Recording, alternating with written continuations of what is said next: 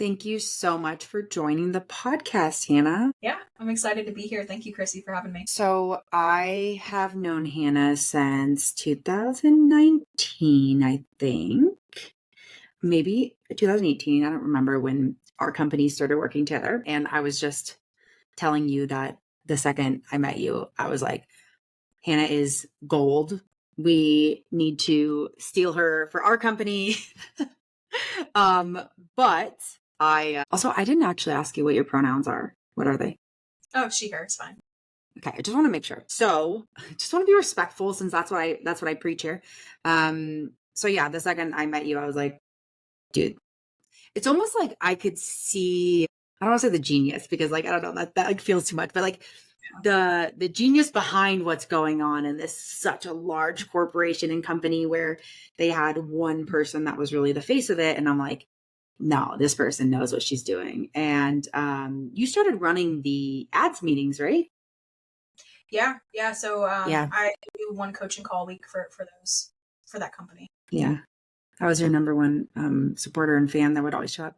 I was always a good student, okay? I was always showing up to learn. Yeah. But pulling back a little bit, can you share a little background about what you do and who you are, and maybe talk a little bit about the current company that you own right now? Sure. Yeah. So I run a company called Manic Marketing, and it's exactly what it sounds like. It's a marketing agency. And our core focus, what we do is we help good people build great companies. And we do it without leveraging sleazy marketing tactics. That's not what we're about. We believe in intentional marketing. We believe in well-branded marketing. And we believe when you do this with intention, and when you do this the right way, you can build a legacy for your business. That's what our core focus is. You said a really funny trigger word there, which is sleazy. And I'm going to circle back to that because we both worked in the gym marketing industry for a while. And I think one of the key words that would be used a lot is sleazy marketing. And so when I think of sleazy, just to kind of bring it to layman's terms here, I think of making a quick buck. So you're really not strategically thinking long term. You're thinking, what is the quickest way that I can make $1 off of this? But you're thinking more of cost of acquisition versus lifetime value, which again, almost like shoots ourselves in the foot. So I love that you use that word because it is a word that we often did refer to. And I think a funny thing that I should mention here is Hannah and I worked at directly competing companies. Okay. So they were the number one, and we were probably the number two, the number three marketing agency for gym owners and fitness businesses, whatever you want to call it. And then we ended up intertwining because Hannah's company, Gym Launch, worked or built an AI product called Alan. It was an AI product to help nurture lead generation. And it's really cool, I think, looking back on that, just being not necessarily on the ground floor, but more in the beta phase of it. And you were there like before ideation alpha. And this is before AI had a big boom. So it was really cool to be a part of that. And I really did appreciate how Alex approached that. Was more, that's Alex Hormozy, who I'm referring to, which was more of a partnership versus a competition. So he said, hey, we built this product. We're going to bring the best of the best people in. We're going to teach you how to utilize this and sell it. And I thought that that was really incredibly smart. But speaking of my man Alex here, so you have been mentored by, I mean, some of the top industry experts. Alex Hormozy is a well-known name in the marketing space. I don't even know, he does a lot of things, but yeah, talk to me about, what it was like working underneath him and the professional development of like your career when you worked under for 5 years, right? 3 years. 3 years. Okay. Yeah. So talk me through that process. Yeah, I mean, it really was. I don't know if I've ever told you this story. It was purely accidental how I started working with him, and so the professional development it was rapid. For context, just a quick backstory. When I started working for Gym Launch when I was in college, I have an accounting degree, absolutely useless, as y'all can tell. And when I started working for him, it was like this weird series of events that happened that made me get there. And so I was in college. I was a delivery driver for Pizza Hut, and I got robbed at gunpoint. And I was like, oh no, like I had a 3-month-old son. What? Yes. Yeah. So I was delivering pizzas, like just trying to do my thing, make it through college. My son was 3 months old at this time, and I got robbed at gunpoint. And I was like, I can't do this. So my friend was like, hey, you should just work at this like random like call center. It'll help. Like that way you can finish out your degree. And I was like, all right, cool. So I started working there. And then I met this other girl who was leaving the call center to go work for this random gym company she found on Indeed. And she begged me. She's like, Hannah, you should really come work here. And I saw the link, the Indeed post, and I was like, I don't know, this seems like a scam. So I told her no. And like 6 months later, she was like, really, you should come work here. I was like, all right, fine. So I went over there, started at the literal lowest position in gym launch. It was tech support superstar was my title. And I would just basically help people whenever they couldn't figure out how to set up a button on ClickFunnels. And worked myself all the way up. And I was working directly for Alex Ramosi. I was his content marketing manager. And so it was learning a lot of skill sets all at once. If for anybody listening, if you guys know who Alex Ramosi is, he is like this titan. And what's interesting about when you work for these titans, you're not just building a business, you're not just marketing a business, you're marketing their brand as well. And you have to really capture their essence and drive everything goes towards that. And so when you really start doing this, you kind of lose yourself along the way because you're all obsessed about what makes Alex Ramosi look the best, what makes and builds him up. And it's very easy to lose yourself in that. And so the professional development, I really learned an incredible amount of skills in those 3 years that I probably wouldn't have learned in any other capacity if I wasn't in that kind of pressure cooker of a business. It was a lot all at once. And it was an incredible experience. I learned a lot. I have incredibly valuable skills that were honed and sharpened. And I was very fortunate to be trained by Alex and to have regular one-on-ones with him and for him to sit down and just drill me and drill me and drill me until I got to a point where I could run his marketing and him feel confident in me boosting that brand, which, you know, when I really started doing that was when we were launching his podcast, when we were launching him on YouTube and really starting to build the foundation of what he has now. So really cool experience, to say the least. Very lucky to have experienced that. Yeah. And, you know, as lucky as you are, you're also an incredibly hard worker and you're really good at adapting. And so I think both of those skills would not have, if you didn't have those skills, you wouldn't have gotten to the level you are. But I remember one time we were in a meeting and we're talking about Alan and we're talking about, you know, the glitches because we're still in beta phase. And I kind of called Alex out.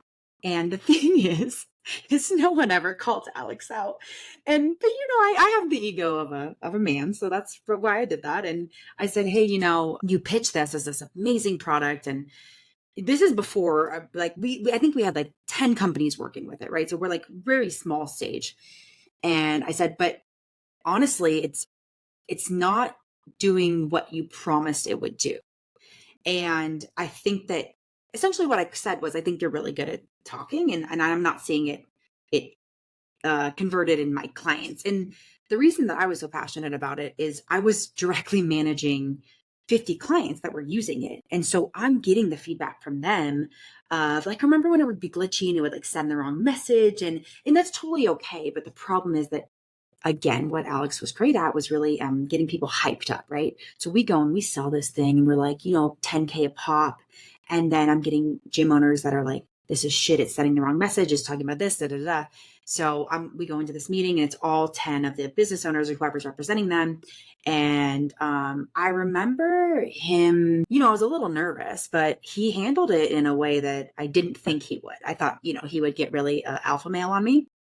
And he was like, look, you're right. This is beta. This is shit. This is why we're having these meetings. This is why we're doing this. Like, we need to learn. We need to adapt, blah, blah, blah. And I think I kind of went in there ready to be defensive because of the man that he presents himself to be, which is, you know, alpha male to the max. And I'm like walking in with my pitchfork. Like, I'm ready to, you know, go.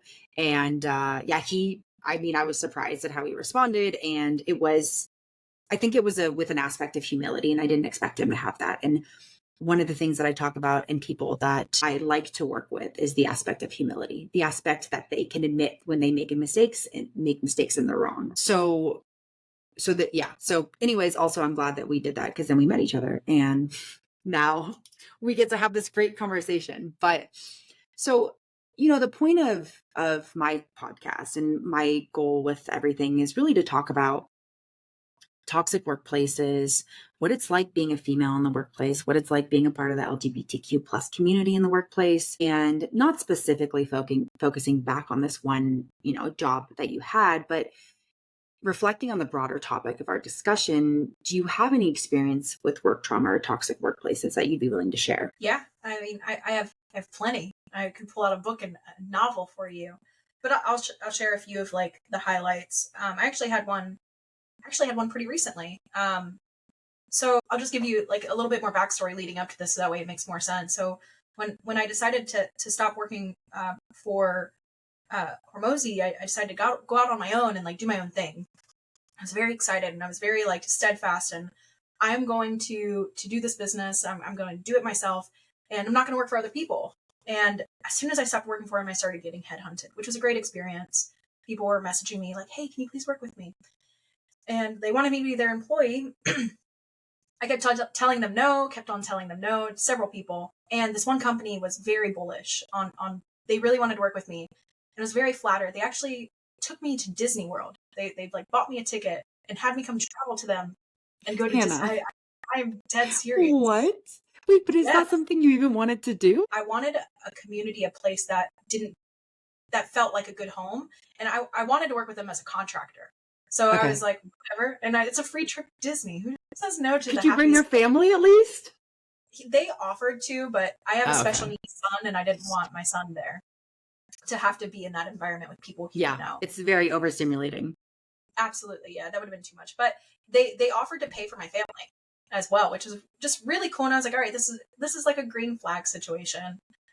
So, anyways, long story short, they put on the works. I ended up after for months they were like, yes, we want you to be an employee. I ended up becoming their employee, and it wasn't something I intended to, and I should have like really stuck to my guns. But they put on this front of like, hey, I'm here for you. I support you and your family. And behind closed doors, they were just being toxic. So it was a female empowerment company. The company was designed to empower women, specifically women entrepreneurs, and help them through their marketing and sales challenges. And just it was meant to be a community that fostered growth. And that's the mission that really appealed to me. I really love working with women. It's something I'm very passionate about. And women tend to be like, when it comes to female entrepreneurship, they tend to make a lot less than men. And it's simply because they don't have as many resources readily available. And so I love working with women, helping them see those resources, helping them, take their slice of pie and get a fair shake at it. That's something very important to me. So it was in alignment with my morals. I started working with them. We would record. Sorry, this is so funny to think about. We would record our internal meetings and then we would post them in Slack. So that way, if somebody couldn't make it to the meeting, they could just easily watch the recording. And so I couldn't make it to a meeting one day. And so I opened the recording, and in the first 5 minutes of the recording, they were body shaming me. The men that owned the company, the female empowerment company, were body shaming me, who was the primary support person for their community. I did all of their coursework. I did all of the customer fulfillment. I managed all of the client relations. The clients all had very intimate relationships with me, and they were body shaming me on a video because I didn't look, I guess, in a way that was aesthetically pleasing to them. And even though I had done so much work for them and been such an asset to them and such an asset to their community, and there was no real complaints about me and my performance, there was just the way I looked, which wasn't appealing to them. And they obviously didn't know the call was recorded at that point. They posted it in the group chat. The whole company could see it, and it was incredibly embarrassing. And I shouldn't have been embarrassed, but I was, and it was just very, very toxic. So that's an experience that I had. That wasn't fun. First thing I want to say is I'm so sorry that you had to experience that. But you said something a second ago, and you said, I shouldn't have been embarrassed. And man, I mean, you'd have to be friggin' Iron Man, Iron Woman to not be embarrassed by that. right? Because you weren't even in the room when they were talking about your body. And what a weird thing, because have you and I ever sat there and talked about a man's body when he's not in the room? Like, it's never an apples to apples comparison. And I said this before we started recording, but I heard this quote somewhere, and it is that only respecting women that you're attracted to is not respecting women. And when I was the VP of marketing for a $200 million direct to consumer e-commerce company, I hired a social media marketing agency. And when I brought her in, I noticed that these men wouldn't look her in the eyes, wouldn't give her time of day. It was really confusing to me because I'm like in the middle of it and I'm thinking, look, I vetted people. Like, she has her shit down. Like, the agency this company has worked for, she worked for YouTube, she worked for Sonos, she works for Esther Perel. I love her. And they were not giving her the time of day. And it really, really blew my mind because it was just a difference in, I guess, maybe belief systems that, how I was raised was you treat everyone the same, right? Regardless of their background, their title, anything. So an example of that is a janitor at the company that I worked for. He would come in early, I would come in early, him and I would chitty chat. Always said hi to him. He was a happy guy. And I found out when his birthday was. So I bought him this like really fancy cake. And we're all singing happy birthday, right? And it's one of those moments where I'm like waiting for him to cut the cake. And he puts the lid back on the cake and puts it in the office. He puts it in the fridge. He says, "Thank you so much, Chrissy." And he walks away. And I'm like, having a culture shock because I'm like, maybe he doesn't understand like American, but whatever. And it turns out he had never been given that nice of a cake, and he took it home to share it with his whole family. And it's like, like those things like that remind me of why I want to give respect to every single human on this earth, just for humaning, just for literally being a human on this earth. And it really makes me sad that they had the audacity to speak about your body, that they had a women empowerment company and they were all fucking men. Let's talk about that for a hot second. And also, you say, so now looking back on that, when we review that experience, you said I should have stuck to my guns. And you're like, this seemed like a green flag. But now I think looking back, it's like when someone is pushing past your boundary multiple times, I don't really think that's a green flag, because what they're telling you is, I know that you're saying you really only want to work in a contractor perspective, but I know you better. I know you better. And now I think you'd be like, no, you don't. You don't actually know me better. I knew what I wanted, and you still continued to push past my boundaries. And then look where it ended up. So it's so, the psychology of it is so interesting. Yeah. When I think back to it, especially as a woman, right? And let's talk about in our industry, specifically in our industry, we're in the marketing and sales industry. It's very cutthroat. It's heavily weighted for men. This is, you may have heard the term marketing bro or high ticket bro. That's a very common thing in our industry. And people don't flock to somebody that looks like me as easily as they might flock to somebody that looks like that aesthetic, right? And so that was like the mindset I had. Let me that's not the reality that it actually exists, and I'm seeing that now, at least with my ideal clients. But back then I was way more insecure in myself. And so there was that imposter syndrome that went along with it. I had to overcome that for myself before I got to this point. So now, like, it seemed like a green flag because I was like, wow, they really want me. Like they're like really pursuing me. And I mean, this company really did pull out all the stops. Like, there were events where they actually flew me, my wife, my daughter, my kids out. They offered to pay for all of these things. And what I realized is they were just trying to buy me. They were trying to buy my influence, because they knew that the clients were, I had such a connection to our clients, and they knew that they wanted to continue maintaining that at any expense, especially mine behind closed doors. So it's just very interesting. I'm glad you brought that up, because who I am now is not who I was before.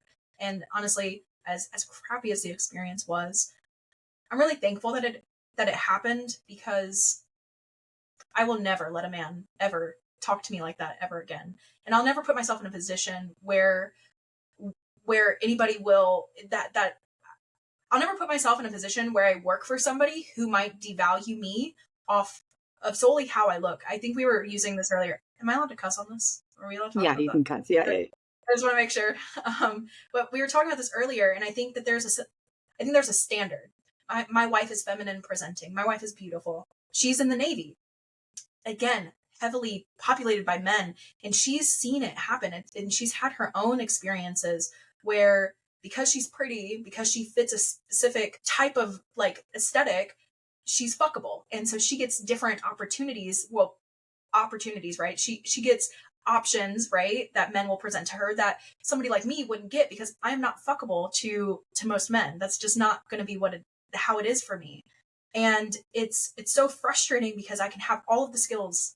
I can have an incredible connection with somebody's clients. I can drive sales for a company. That same month that happened, I literally made 5 of the highest ticket sales for the highest ticket services in the company. I made the most sales in the company on top of delivering stuff, but I still wasn't valuable enough for them to not treat me with that disrespect.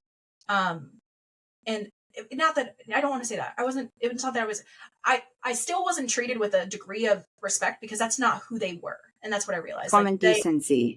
It's Exactly. common decency. Yeah. And it's interesting because you bring up the word respect, and I know I said that, but respect is not earned, right? Respect is not earned. Common decency is not earned. It is given. That is a baseline. If we were talking about a relationship right now, and you were saying, I'm dating this girl, but she talks bad about me behind my back, but I like, she chose me. And I would say, Hannah, that sounds really manipulative. But then we take that exact same scenario and we put it in work, and it somehow we're supposed to just untherapize ourselves for this. And it is so messed up, because you said the words, it was validating. It was like they were vying after me and I was being chosen. That feels great. But like, thinking psychologically, why does that feel great? Because we have both worked for companies where the management was fear management. So always being told you're never enough. You're almost going to get fired. You're one step away. You're on thin ice. Okay, so what does that psychologically make you do?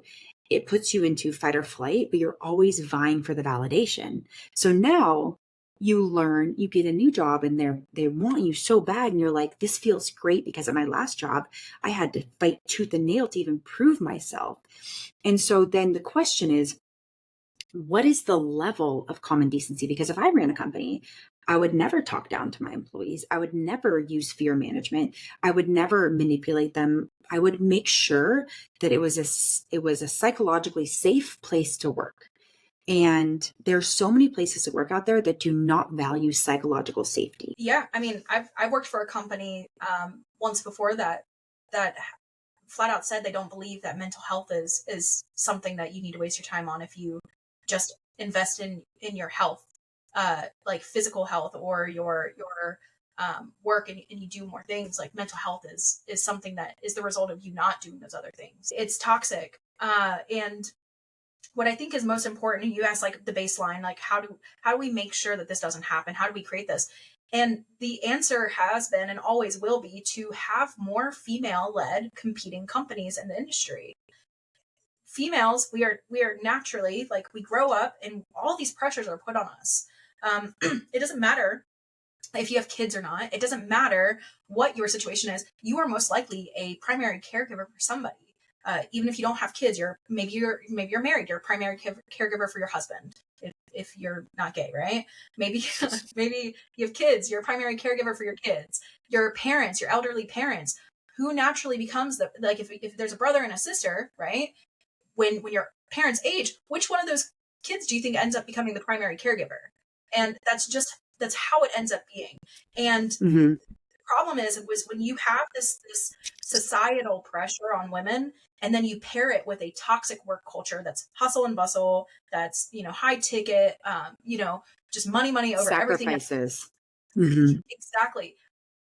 When you have that type of culture, it makes it becomes volatile, because a woman, right, that is that caregiver, she has to sacrifice her self-care. She has to sacrifice everything else in her life to try to make her job work so she doesn't lose her job, but also try to find time to be a mother, to be a spouse, to be a good child to their parent. And honestly, the only way you can fix that is by putting females in meaningful positions of leadership, whether it's an actual authoritative position in the company, like that they can make decisions, or it's them owning the company. I can't tell you how many times I've worked for a company where they're like, yeah, we're very female positive. We have female leaders, and they have absolutely no decision making power. They have a title, Yeah. and that makes the company think, oh, like we're women positive. No, you're not. If you were a woman positive company, you wouldn't make it difficult. Like, you wouldn't fire a woman whenever she got off of maternity leave or before she goes on maternity leave. You wouldn't fire a woman if she had to take 2 or 3 days off of work because her child had the flu. You wouldn't make her feel less than because her male counterparts who don't have those same responsibilities were able to achieve XYZ. I'm very passionate about that. I have a child with special needs, and I've had to miss a lot of work, and I've experienced that kind of alienation from my peers because I literally could still outperform everybody on my team, but because I can't stay late one day or because I have to take 2 or 3 days off, I'm less than. I think it has to deal with the societal norms. And the only way to fix it, the only way to remedy it is to give women meaningful positions of leadership and to have more female-led companies and like as the owners, as the figureheads. So I completely agree with you. And it's really interesting because I recorded a podcast yesterday with a guy who's really high up in the insurance company. We were talking about work trauma, and he has a child with special needs. And we were disagreeing on remote work. And he said he really likes working in office. So when you leave the house, you are completely mentally able to walk away from that. When I leave the house, I'm still thinking about the dishes that need to be done, the fact that there's dog hair all over the floor, what we're making for dinner. The mental load is not the same. And I mean, I had a great conversation with him. He's very emotionally mature. It was a really good conversation. But what you just explained is this word sacrifice, right? And we talk about this a lot in corporate America without using that word. But really, people that sacrifice the most, we say they deserve to be here, right? And we can say sacrifice in any term. Sacrifice can be that you cannot spend that time with your family. Sacrifice is that you're working sun up to sundown. Sacrifice is that you are not taking breaks, whatever. But the reality is this idea of hustle culture is not conducive because it's going to lead to burnout, right? So again, we're not thinking long term. We're thinking right in front of our faces. How can we get the best result? And it's, if you want to retain high level employees that have to think strategically, strategic thinking is exhausting, right? Now, look, I can execute like a mofo. Okay. You let me just implement, I can do that. But when I have to strategically think about the actions of this implementation, it is exhausting. And so you're in, this idea that someone commented on a TikTok and said, well, if you have time to do your laundry during the day, you should be working in office. And I said, like, I'm taking 5 seconds to throw a load of laundry in the laundry machine. Like, oh my God, that's not what it's called. I always call it a laundry machine. In a washing machine. Like, tell me you live in a van. But yeah, this idea of sacrifice. And so this kind of brings me into a really good question that I have for you. So now that you are in a position of power, you are the CEO, you are a founder of Manic Marketing. How do you foster a healthy and inclusive work culture for your company? Yeah. I mean, honestly, I say what I mean, and I mean what I say. That's the best way to describe it. I don't just say things to look good. I do it. So, we have mostly women on our team. Most of them have kids. And, if something happens and you have to go deal with that, the company will survive. You can forsake one day of, a potential sale for somebody to be there and take care of their kids and have a meaningful life. And I guess I just put people over profit. I think that's the best way to describe it. And whenever you have these environments where it's mostly men who don't have to deal with at-home responsibilities, who don't have to worry about all of that, it's very easy to breed that money first culture. That's a very easy thing to fall into because you don't care. You have no other responsibility. You really work as, at that point, your only responsibility. And so what I do for my business is I make it profit second. I don't just try to make money at all costs. I try to build relationships with my employees and with my clients. And I really just try to be intentional, just like we do with our marketing. I feel like so much of your marketing, and people don't realize this, so much of your marketing is your work culture. your employees can really dictate your actual business to a high degree. When you see these businesses who have high churn, it's oftentimes accompanied by a very turbulent client journey and a very all over the place kind of lifetime value for your clients. And it's because when you don't value your team, when you don't value your employees, you're not really valuing your customers.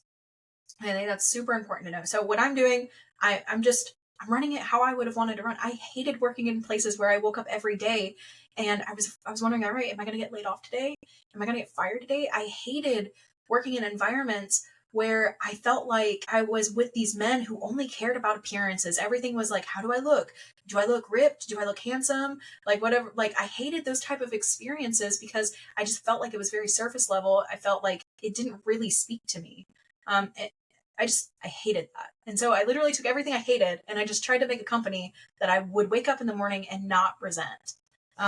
And it really just starts with being intentional about your work culture. Leading by example, I think, is what the biggest thing, because we both have had leaders, I'm assuming, and they say a lot of stuff and then their actions don't match up. And then it really was a discrepancy in the fact that you were asking me to do something that you weren't doing.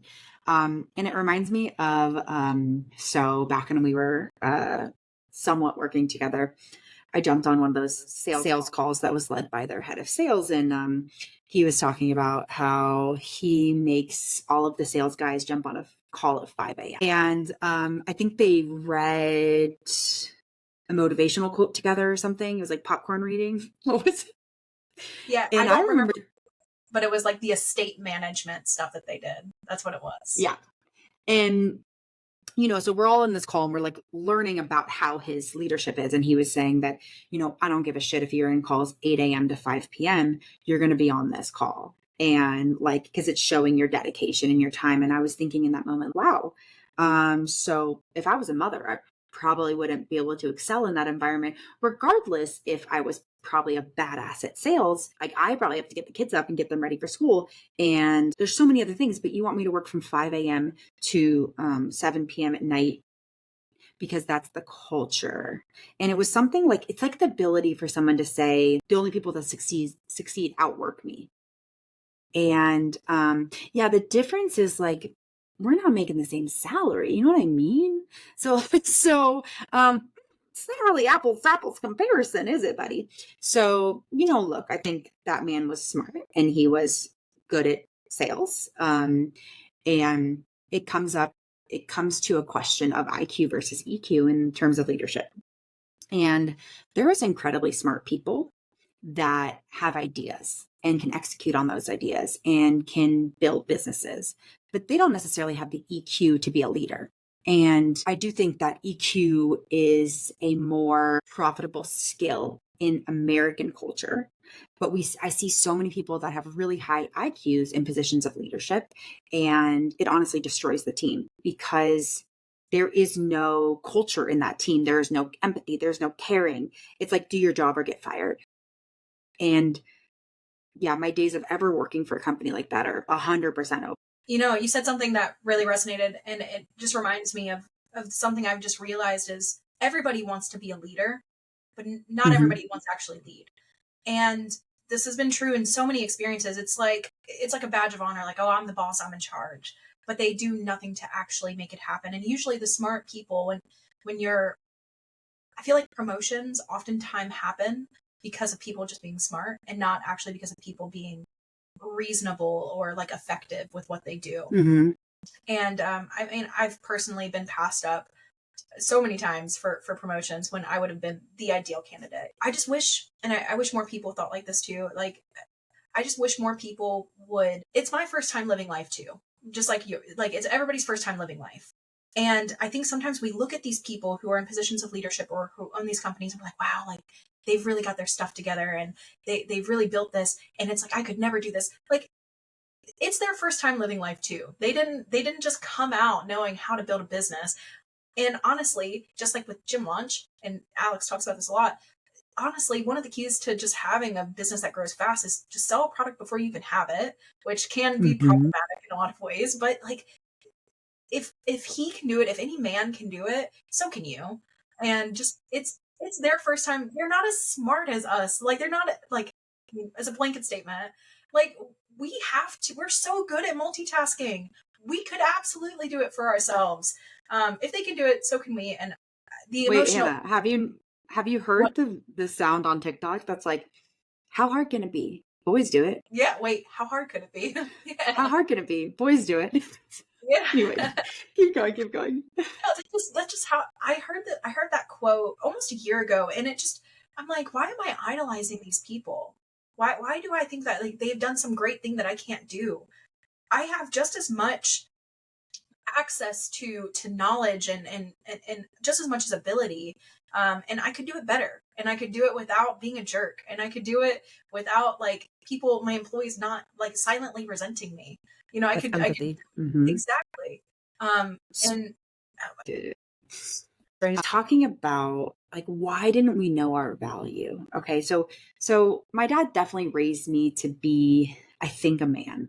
Like in a sense of he would get really mad at me if I would ever say like I can't do this. He'd be like, why can't you do it? What do you mean you can't do it? Of course you can do it. You can do anything. I'm like, okay, calm down. This isn't a Nike commercial. And but I think it's also the way that we raise women versus men. And this is obviously not, our generation is going to be very different. But when I was growing up, I was taught that being quiet and not having, being seen and not heard was being a good kid. And I came from a family where, my dad worked 24/7. This guy was always working. So I definitely got my work ethic from him. But thinking about the fear management that I learned from a young age, I mean, I was in gymnastics, I was a cheerleader, I was a college cheerleader. Like those sports were so freaking toxic because I was always told that I was shit. And it was supposed to motivate me, right? Like, you're shit, you're never going to make it, you're never going to be level 10, like blah, blah, blah. And so, how hard was that to kind of like separate myself from that? And when I went into college cheerleading, my coach the first year was incredibly hard to me. Like, I mean, she picked on me only. I have no idea why. She actually ended up telling me it's because she saw the most potential in me. I would have rather had her not, because she would verbally abuse me all the time. She once told me that I made her unborn child sick because I wouldn't throw my tumbling. She was pregnant. Hannah thinks that's funny. Because, like, how rude. That's pregnancy. Imagine I'm literally just 18 standing on the mat. And she was like yelling at me. She's like, you make my unborn child sick. And I said, no, not little Freddie. that's And why like the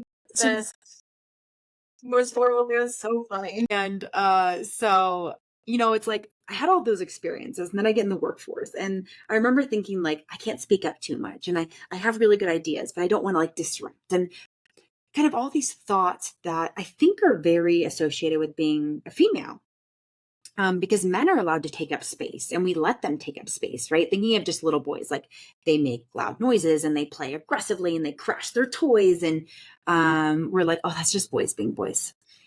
And then girls are quiet, and the quieter they are, they're better. And look, I'm not pointing fingers and I'm not saying anyone did a bad job. Everyone, again, to what you said, everyone's living this life for the first time.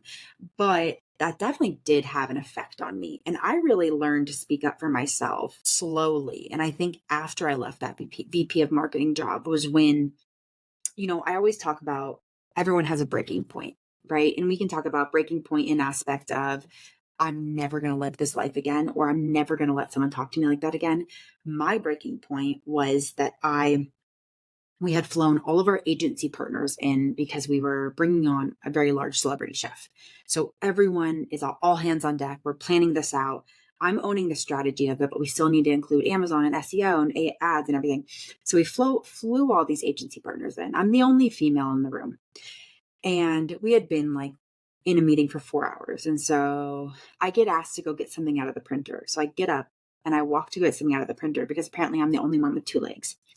And when I come back, they had all left for lunch and they didn't invite me. And so I walked outside and I said, oh, hey, where are you guys going? Obviously, I played dumb. And my boss said, we're going to lunch. Like, don't worry about it. We'll be back. So I sat in my office and I cried and I ate my chicken and rice. And I remember feeling in that moment, like, not worthless, but just like, no matter what I did, no matter my level of intelligence and my EQ and my ability to manage great and my ability to have deep conversations, it didn't matter because they still never even had a seat at the table for me, no matter how much I fought for that seat at the table. And, when I went in for my 3-month review, which I asked for, the only piece of advice I got was that I wagged my tail like a little puppy too much, and I needed to be less excited, and I needed to speak slower and softer for people to listen to me. And I remember in that moment thinking, you would never fucking say that to a man. And those two things were my breaking point. And that was when I started planning to quit. And I said, I don't give a shit how much of a meal ticket this job is. I don't give a shit about the celebrity chef. I don't care about anything, because my mental health was so bad at that point that, like, it was me or the job. And I was not willing to do that anymore. And going through that experience has taught me to speak up so much more now. Like, to what you said, well, I will never let someone treat me like that again. I will never let someone treat me like I am less than what I know I am. And yeah, I think it's fucked up that we both had to go through those experiences to get to where we are. But that's my goal of talking about this, is so people can know that the way that people are treating you in corporate America is not okay. I love that. I love that you talk about a breaking point, because when it comes time, in my experience, like when I quit or whatever situation, when you get to that point where you finally quit, that's not necessarily your breaking point. It's usually a huge buildup of things that come before that. And if I actually have a really good story I can share on a breaking point for myself, if that's okay. I love that. I worked for a company where I managed a lot of media buyers, and we were running in excess over 300 ad accounts. And it was a lot of work. It was 8 media buyers across 300 ad accounts.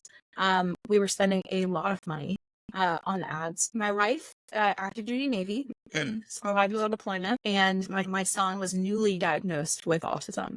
So it was pretty fresh. It was really hard. And I was working at a place where the expectation was you were working as much as you could to make the company as much money as possible. And if you weren't willing to do that, you were not valuable and you would no longer have a job.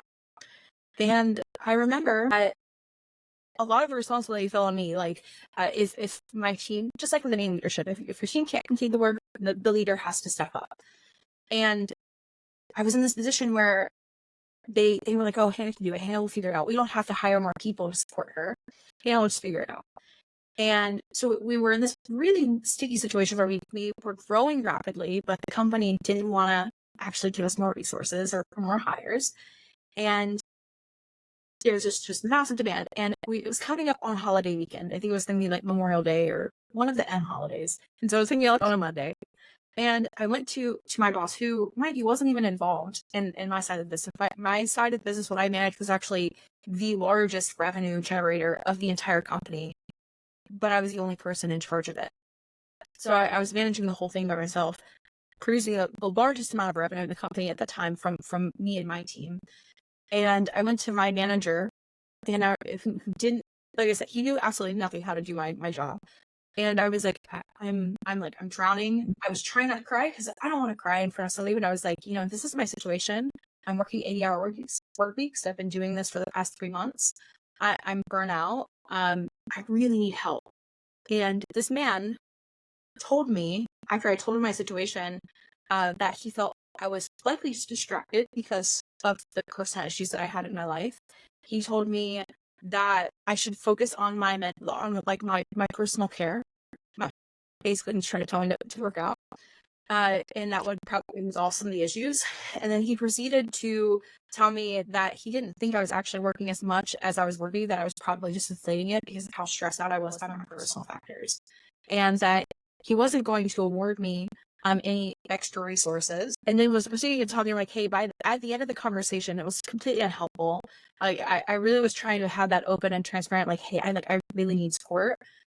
By the end of the conversation, I hate that I did, like, who I am now would never do this, but I was so like passive in that moment. I didn't even know what to say.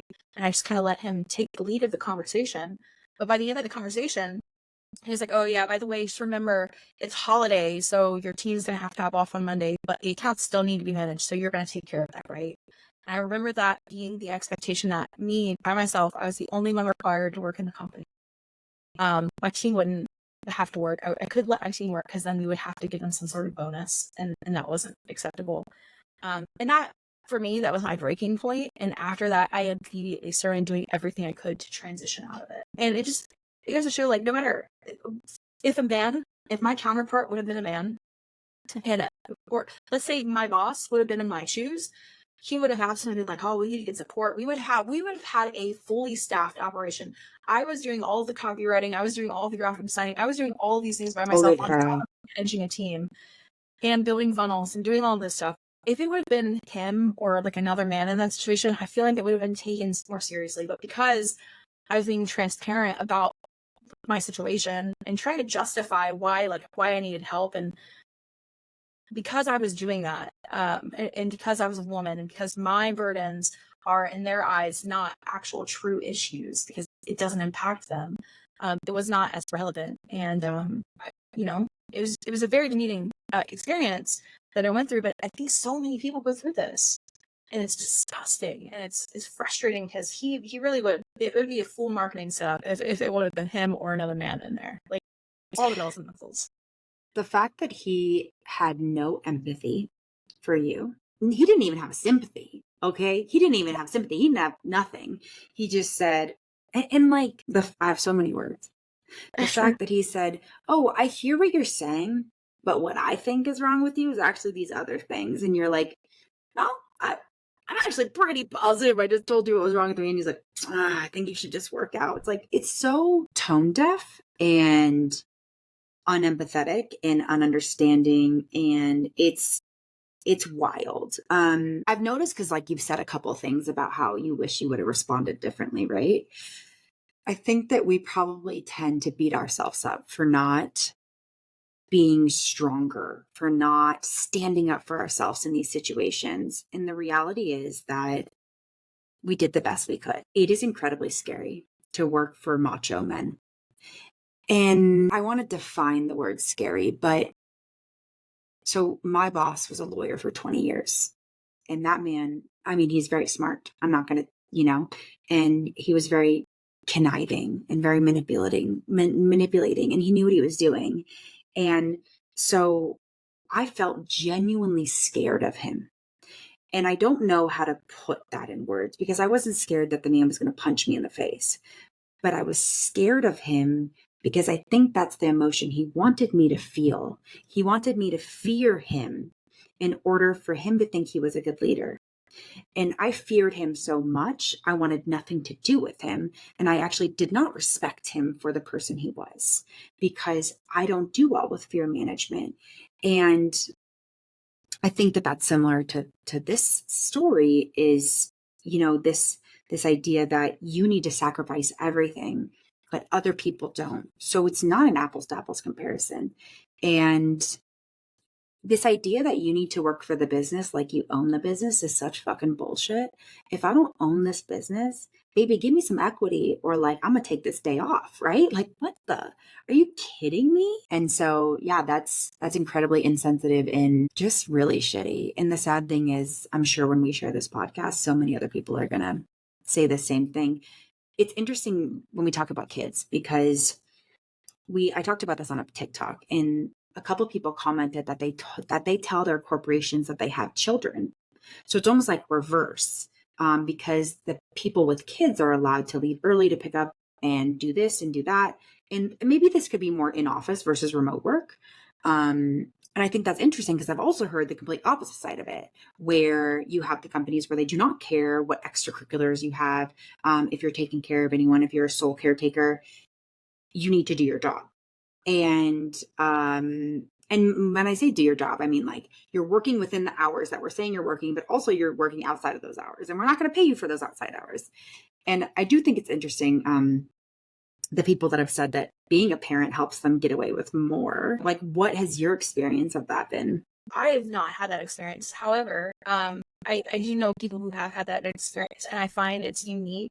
What I've seen, it tends to be a unique experience that occurs mostly with like salary federal jobs. I've seen like people be able, because it's a little bit more warm and it's accepted in those types of environments. But I've never seen or heard of anybody in any sort of startup environment or any like sort of like, at least in our industry, I've never seen that happen. If there is something like that, who knows? Maybe I wouldn't start my own business if I found something like that. That is foreign to me. For our industry, I would agree on that. Okay, so we're gonna wrap up here, but I do want to ask you two final questions. So one being, do you have any advice for young professionals? And I want to say especially women that are in the LGBTQ space for navigating corporate America. Yeah, don't allow yourself to make yourself small to help others feel big. Take up as much space as you can. Say what you feel and be unapologetic about it, because you're only doing yourself a disservice if you don't. There are companies that will appreciate you. There are people that will want to work with you for who you are. And there are companies whose clients will want to work with you and be a part of who you are and what you represent. So don't feel like you have to be quiet with these people who don't align with who you are or don't appreciate who you are. Because there's way more opportunity than what we realize when we're just looking through the scope of what we know, and our current network is so tiny. But if you can just take a step out and just try to look beyond it, you will see an ocean of opportunity for people and businesses that will support you, who will foster and just really help you grow in the way that you want to grow. Don't accept anything else. That my last question is, what's next for you in Manic Marketing? Is there anything really exciting you're working on? Is there anything you want to kind of share for everyone that's listening? Yeah, so I'm actually launching probably in the next 2 weeks a new program in a new community. But what my focus is, like we were saying before, is to help people build great companies. And a lot of times it's really hard for people to do that in their businesses because they get stuck on marketing is hard. It's not easy. Like, there's a reason why there's whole careers for marketers. And you shouldn't like go at it and just expect to know everything all at once. But a lot of people get hung up on, the nuances of it or the tech.